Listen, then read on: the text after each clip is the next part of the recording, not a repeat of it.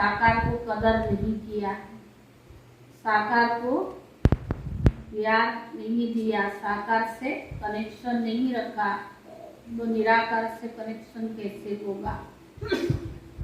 जैसे बाबा ने कहा उनके मुंह से सदैव उल्टा सुल्टा बोल निकलते हैं। कल भी बाबा ने कहा था, आज भी बोला, संग दुष्ट में आकर कुछ ना कुछ उल्टा सुल्टा बोलते रहते हैं, झरमुई झगमुई करते रहते, यो वैसा वो ऐसा। तो बाबा ने कहा ये परिवार है, परिवार में बात कुछ होता भी है, फैलाया नहीं जाता, समाया जाता है कि आप लौकिक अपने भाई बहनों की कोई ग्लानि करता तो सुन सकते हो क्या। यह भी अलौकिक परिवार है और बाबा ने हमें ऐसा अच्छा परिवार दिया है।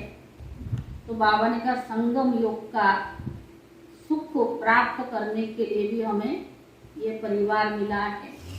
तो किसी के भी बारे में झरमुई झगमुई नहीं करना है। तो बाबा ने कहा देखो मूर्ख देखना है तो यहीं देखो। तो भगवान के बन करके भी क्या क्या करते हैं। तो बाबा ने कहा ऐसे सदगुरु के निंदक और न पाए। बाप की ग्लानि किया या परिवार में किसकी ग्लानि किया तो क्या हुआ, सदगुरु का निंदक और न पाए। आज बाबा की महावाक्य का सार है, मीठे बच्चे सबको बाप का परिचय दे, खुदाई सुखदाई बनाओ।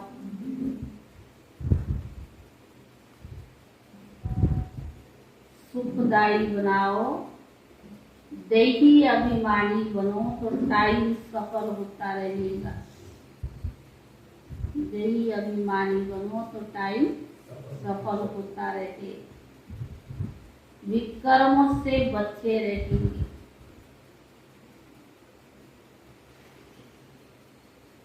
प्रश्न है, जिन बच्चों की बुद्धि को माया ताला लगा देती है उनके मुख से कौन से बोल निकलते।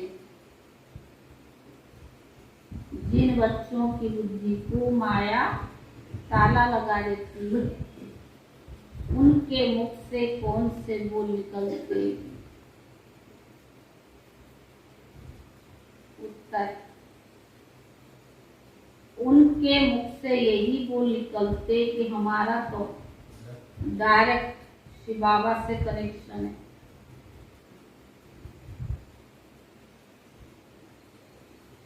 हमारा तो डायरेक्ट शिव बाबा से कनेक्शन है।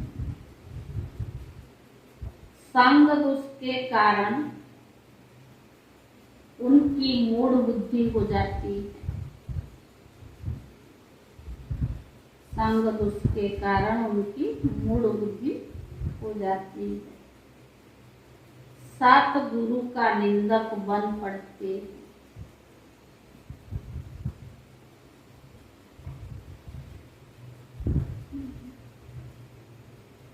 जब कोई कहते हमारा डायरेक्ट कनेक्शन है, सतगुरु का निंदक बन पड़ते हैं। जब कोई कहते हमारा डायरेक्ट कनेक्शन है,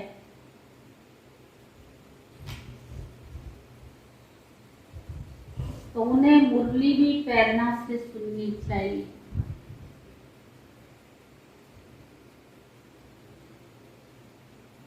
ऐसे निंदक बच्चे और नहीं पाते।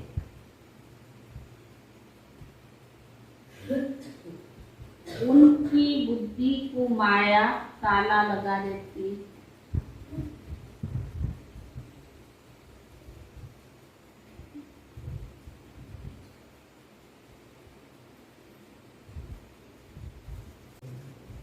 अभी तुम बच्चे आत्म अभिमानी बने हो, बाबा ने देही अभिमानी बनाया है। जितना देही अभिमानी बनेंगे, बाप को अच्छी रीति याद करेंगे, उतना विक्रमाजित बनेंगे।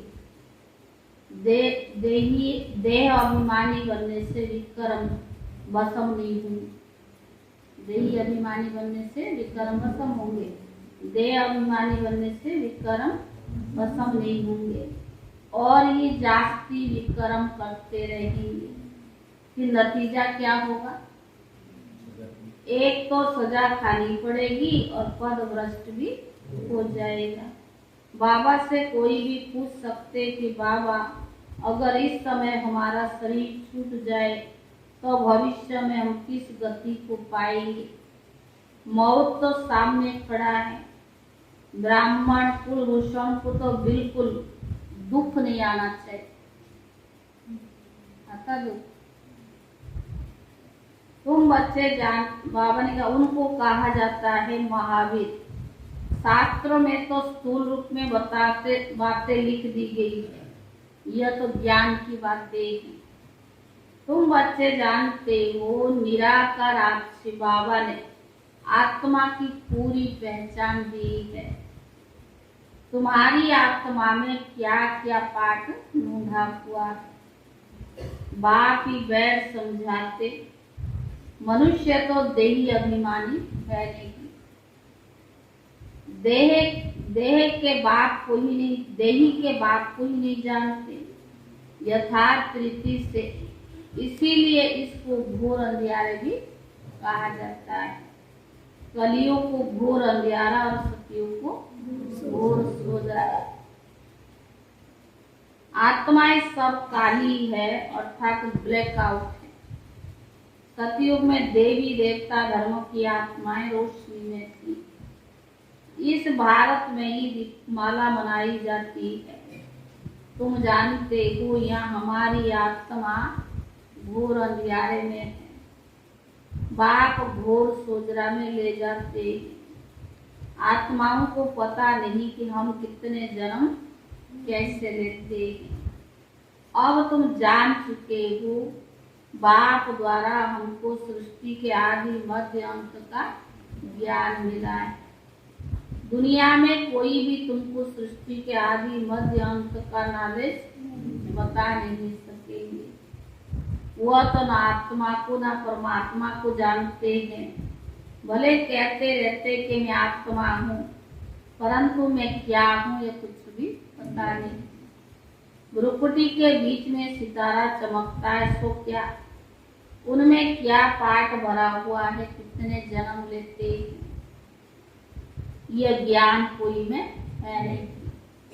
बाप आकर समझाते हैं, सेल्फ रियलाइजेशन कराते हैं। कोई से पूछो कि आत्मा का बाप कौन है? कोई कहेंगे श्री कृष्ण और कोई कहेंगे महावीर। हम आत्मा है, हमारा बाप निराकार शिव है, ऐसे कभी कोई कह न सके। ना रचता ना रचना के आदि मध्य अंत को जानते हैं, इसलिए उनको नास्तिक कहा जाता है। बाप कहते तुम नास्तिक शूद्र थे, अब ब्राह्मण आस्तिक बनेगे। बाप का परिचय देते कि मैं क्या, बाप परिचय देते कि मैं क्या पाठ बजाता हूँ। कोई भी बाप का परिचय दे न सके। बाप का पाठ क्या है कोई समझा न सके। तुम भी नंबरवार समझते हो। देही अभिमानी होने के कारण अवस्था भी अच्छी रहती। देह अभिमान है तो अवस्था अच्छी नहीं, और देही अभिमानी है तो अवस्था अच्छी रहती है। देह अभिमान में आकर फिर देहाभिमान में आकर क्या करते थे? धर्मोई जगमोई करने लग पड़ते। इसीलिए वो ऊंच पद पा न सके, ना विक्रम विनाश होते हैं। बाप समझाते तो बहुत अच्छा है। जीते जी मरने का अर्थ भी कितना सहज है। तुम जीते जी मरे हुए हो ना, अपने को आत्मा समझकर बाप को याद करते हो। हमारी आत्मा में 84 जन्मों का पाठ है, वह भी जानते हो, बाबा को भी जानते हो कि वह कैसे ज्ञान का सागर है, पतित पावन है। भारत ही पावन श्रेष्ठ था, अभी पतित है, परंतु अपने को कोई पतित समझते थोड़ी है। अभी तो तुम बच्चे जानते हो, पहले कोई भी काम के नहीं थे, सब मरे पड़े थे, सब कब्रिस्तान बना हुआ है और फिर फरिस्तान के मालिक बन रही। भारत फरिस्तान था, अब कब्रिस्तान है। सब एक दो को दुख देते रहते हैं। बाप कहते कि अभी तुमको बाप का परिचय दे, सुखदायी बनाओ। देही अभिमानी ना होने के कारण बहुत टाइम वेस्ट करते रहते हैं, घड़ी घड़ी देह अभिमान में आ जाते हैं। तुम बच्चों को कब दुखी नहीं होना चाहिए। कोई तो दुख में आ जाते हैं, कोई समझते बाबा राम राज्य की स्थापना कर रहे हैं तो रावण राज्य का विनाश तो होना ही है। इसमें कोई डरने की बात नहीं है। हाँ, गवर्नमेंट आदि मकान खाली कराते तो करना भी पड़ता है। बाबा की याद में शरीर छूट जाए तो अच्छा है, सदैव तैयार रहना चाहिए। क्या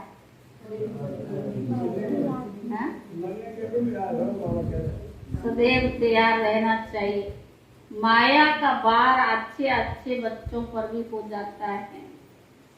कोई तो ऐसे मूर्ख बन जाते हैं, कहते हैं हमारा तो डायरेक्ट शिव बाबा से कनेक्शन है, परंतु ब्रह्मा के आगे तो जरूर आना पड़ेगा।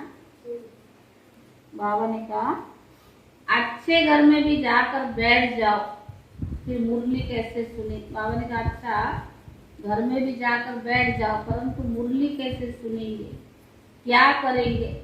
कहते ब्रह्मा तो पुरुषार्थी है, हम भी पुरुषार्थी है, पर पढ़ते तो सब शिव बाबा से है ना, परंतु ब्रह्मा के पास आएंगे तब तो मुरली सुनेंगे। प्रेरणा से सुनकर दिखाओ तब तो मालूम पड़े। फिर ऐसा होता तो द्वापर से प्रेरणा से बाबा भी ये काम कर लेता। फिर कभी कभी बाबा मुरली भी बंद कर देते हैं। ब्रह्मा से जन्म लिया और मर गया, फिर तो खत्म। ब्रह्मा को मानते नहीं, साकार को, फिर तो खत्म। बन वर्षा कैसे पाएंगे। ऐसे भी मंद बुद्धि बहुत संग दुष्ट में खराब हो जाते। फिर बताओ उनकी क्या गति होगी। सतगुरु का निंदक बने तो ऊंच पद ठेर पा नहीं सकेंगे। गुरु ब्रह्मा कहते हैं ना, गुरु विष्णु गुरु शंकर नहीं कहेंगे। गुरु सिर्फ ब्रह्मा ही है, तुम भी माता गुरु बनती हो, सतगुरु द्वारा बनी हो, ना कि कलियुगी गुरु द्वारा। तुम ब्राह्मण ब्राह्मणिया बनी हो, तुम्हारी रूहानी यात्रा है, मेहनत है ना। माया किसकी भी बुद्धि को ताला लगाने में देर नहीं कर देती। फिर तो उल्टा सुल्टा बोलते रहते, टाइम वेस्ट ऑफ टाइम करते। अच्छा मीठे मीठे सिकीले दे बच्चों प्रति मात पिता बाप दादा का याद प्यार और गुड मॉर्निंग। रूहानी बाप की रूहानी बच्चों को नमस्ते। रूहानी बच्चों की तरफ से रूहानी बाप दादा को याद प्यार और नमस्ते। बाप दादा के हस्तों से लिखी हुई पत्रों की कापी ज्ञान सागर पतित पावन निराकार शिव भगवान उवाच। अपने रथ प्रजापिता ब्रह्मा द्वारा सर्व ब्राह्मण कुलभूषण ब्रह्मा मुख वंशावली ब्रह्मा कुमार कुमारी के प्रति, है बच्चे, तुमको समझाया गया कि पतित पावन को पतित दुनिया में पतित शरीर में प्रवेश करना ही पड़ता है। वह पतित शरीर कौन सा है? जो पूरे 84 जन्मों का चक्कर लगाकर अब अंतिम जन्म में है। पहले जन्म तो है पावन श्री कृष्ण श्री राधे, स्वयंवर के बाद फिर लक्ष्मी नारायण बनते हैं। अभी वो देवताओं का धर्म है नहीं, अनेक धर्म है। अब फिर से बाप आकर वही सतयुगी देवी देवताओं की धर्म स्थापन करते हैं। प्रजापिता मुख वंशावली बच्चे जो ब्राह्मण है, ब्राह्मण ब्राह्मणी कहलाते हैं और आत्मा रूप में आपस में भाई भाई। फिर ब्रह्मा द्वारा अडाप्टों को भाई बहन बनते हैं, क्योंकि वर्षा पाना है, वर्षा लेना है तो अडाप्ट होना पड़े। ब्रह्मा कुमार कुमारियों को परम पिता परमात्मा से शिव बाबा अपने बच्चों को यानी आत्माओं को कहते हैं, अब दैवी अभिमानी बातम अभिमानी भव, मुझ अपने बेहद के बाप को याद करो। जो इस योग अग्नि व याद द्वारा सिर पर विकर्मों का बोझ है, जन्म जन्मांतर का सो भस्म हो जाए। अपने को आत्मा समझकर शिव बाबा को याद करो, जो अनेक जन्मों का विकर्म का बोझ है खत्म हो जाए। देह का अभिमान छोड़ अपने को आत्मा निश्चय करो। बेहद का बाप मुझ परमात्मा को याद करो, फिर तुम फिर से पवित्र सको प्रधान बन जाएगी। द्वापर में जब से रावण राज्य की स्थापना होती है, तब से आत्मा जो सच्चे सोने समान है, जिसको सतो प्रधान गोल्डन एज कहा जाता है, स्व अंत में आयरन एजेड तमो प्रधान ही कही जाती है। अर्थात सतयुग में जो पावन थे सो पतित बने कलयुग में, और फिर पावन बनने के लिए खास भारतवासी पतित पावन बाप को बहुत याद करते, क्योंकि मेरा अवतरण इस भाग्यशाली रथ में ही होता है। इस भाग्यशाली रथ का नाम तो और ही होता है, उनको मैं अपना बनाता हूँ।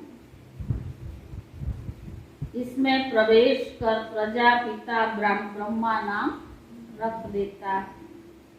कलप पहले ड्रामा अनुसार प्रजापिता ब्रह्मा द्वारा ब्राह्मण रथ उन ब्रह्मा कुमार कुमारी द्वारा पतित भारत को पावन भारत बनाया था।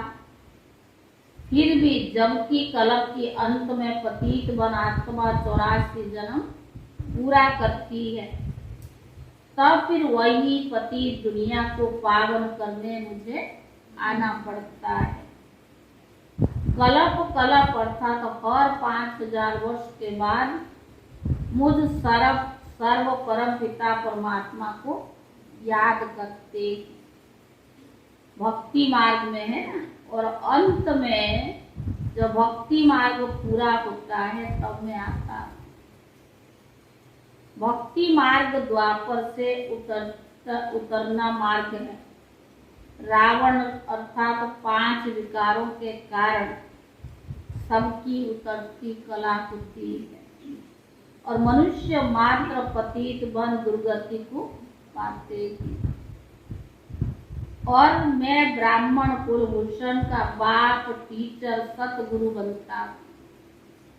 शिव बाबा, ये ब्रह्मा बाबा ने खुद लिखा है, ब्रह्मा बाबा की कापी से ही भेजा गया है। तो बाबा ने कहा कि अंत में बाबा ने कहा कि मेरा तो कोई बाप, कोई टीचर है नहीं। भारतवासी आसुरी संप्रदाय जो सतयुग में देवी संप्रदाय थे, उनके मैं पिता हूँ, परंतु उनको फिर से सूर्यवंशी देवी देवता बनाने, जो प्रजापिता ब्रह्मा कुमार कुमारी बनते, कल्प पहले मिसल उनका शिक्षक बनता हूँ, उनको सत्य ज्ञान भी देता हूँ। सृष्टि चक्कर के आदि मध्य अंत का ज्ञान देकर उन्हें त्रिकालदर्शी बना रहा हूँ, ताकि नंबरवार पुरुषार्थ अनुसार कल्प पहले विशल चक्रवर्ती सूर्यवंशी देवी स्वराज्य फिर से स्थापन हो। बच्चों को सिद्ध कर बताया जा रहा है कि तुम इस समय सर्वोत्तम ब्रह्मा मुख वंशावली ब्राह्मण कुलभूषण, देवी कुल से यह उत्तम कुल है, क्योंकि तुम ईश्वरीय कुल में हो। भारत 5000 वर्ष पहले स्वर्ग यानी श्रेष्ठाचारी वैकुंठ देवी देवताओं का राज्य था। अब तुम सूर्यवंशी देवी देवताएं फिर क्षत्रिय वैश्य शूद्रवंशी में आए। अब प्रजापिता ब्रह्मा द्वारा तुम ब्राह्मण बने हो। इसे 84 जन्मों का चक्कर कहा जाता है। सब तो 84 जन्म ही नहीं लेते, पीछे पीछे अनेक धर्म द्वापर से मठ वंश स्थापना होते आए और सृष्टि चक्कर भी सृष्टि वृद्धि को पाती आई। वास्तव में प्रजापिता ब्रह्मा मनुष्य सृष्टि का झाड़ फाउंडेशन है, जिसको कल्प वृक्ष कहा जाता है। गोया शिव बाबा मनुष्य मात्र का बाबा भी है और पिता भी है, और ब्रह्मा ग्रैंड फादर। मनुष्य सृष्टि झाड़ व जीनोलॉजिकल ट्री का पहला मनुष्य आदम व एड व प्रजापिता ब्रह्मा। प्रजापिता ब्रह्मा और मुख वंशावली परम पिता मुझ परमात्मा शिव से सहज राजयोग और ज्ञान से सुख घनेरे सोजरे में आते गाया जाता है ना। ज्ञान सूर्य प्रगटा, अज्ञान अंधेरे विनाश। ज्ञान सूर्य भी पतित पावन परम पिता परमात्मा को कहा जाता है। तुम ज्ञान सोजरे में हो, बाकी सब अज्ञान अंधेरे में है। दूसरा पॉइंट, वो इतना बड़ा जो था पहला पॉइंट। दूसरा है बच्चों ने ज्ञान सुना और बाबा कहा तो वर्षा तो मिलना है।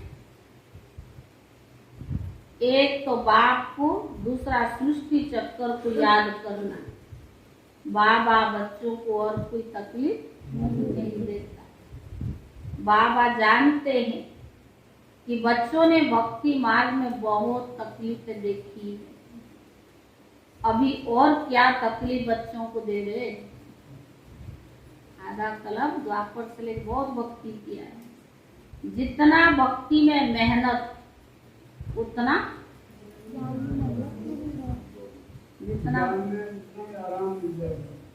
यहाँ चुप रहना। जितना योग में रहेंगे उतना कर्म विनाश होंगे। कहते हैं ना, तमेशो माता पिता तमेशो बंधु। दूसरे लौकिक माँ बाप भाई बंधु सब इस समय दुख देते हैं, यह फिर सबको सुख देते हैं, सदा सुखी बनाते हैं ना। अच्छा बच्चा ब्रह्मा बाबा धारणा के लिए मुख्य सार हम ऊंचते ऊंचा सर्वोत्तम ब्राह्मण कुलभूषण, इस खुशी में रहना है।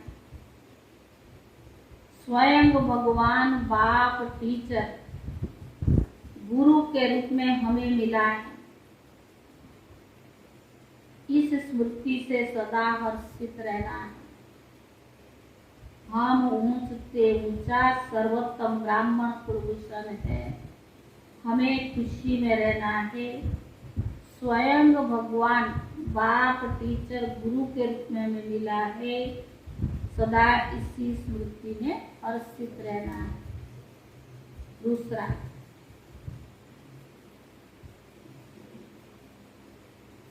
किसी भी बात में दुख में नहीं आना है। किसी भी बात में दुख में नहीं आना है। झर मुई झग मुई में समय बर्बाद नहीं करना है।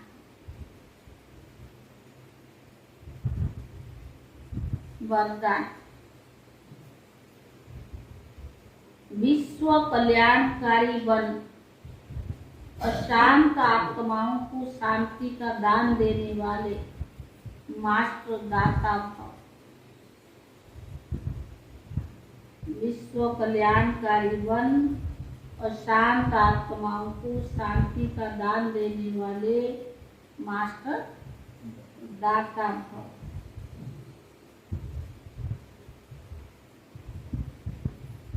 दुनिया में हंगामा हो, झगड़े हो रहे हो, ऐसे अशांति के समय पर आप मास्टर शांति दाता बन औरों को भी शांति दो। दुनिया में हंगामा हो, झगड़े हो रही हो, ऐसे अशांति के समय पर आप मास्टर शांति दाता बन औरों को भी शांति दो। घबराओ नहीं, क्योंकि जानते हो जो हो रहा है वो अच्छा, और जो होना है वो और अच्छा है। क्योंकि जानते हो जो हो रहा है वो अच्छा, जो होना है वो और अच्छा है। विकारों के वशीभूत मनुष्य तो लड़ते ही रहेंगे, उनका काम यह है। विकारों के वशीभूत मनुष्य तो लड़ते रहेंगे, उनका काम यही है। लेकिन आप विश्व कल्याणकारी आत्माएं सदा मास्टर दाता बन शांति का दान देते रहो। यही आपकी सेवा है। आप आत्माएं, आप विश्व कल्याणी आत्माएं, कल्याणकारी आत्माएं सदा मास्टर दाता बन शांति का दान देते रहो। यही आपकी सेवा है। स्लोगन, अपनी सर्व प्राप्तियों को सामने रखो तो कमजोरियां सहज समाप्त हो जाएगी। अपनी सर्व प्राप्तियों को सामने रखो तो कमजोरियां सहज समाप्त हो जाए। यह है अव्यक्त इशारा। आज 28 तारीख है।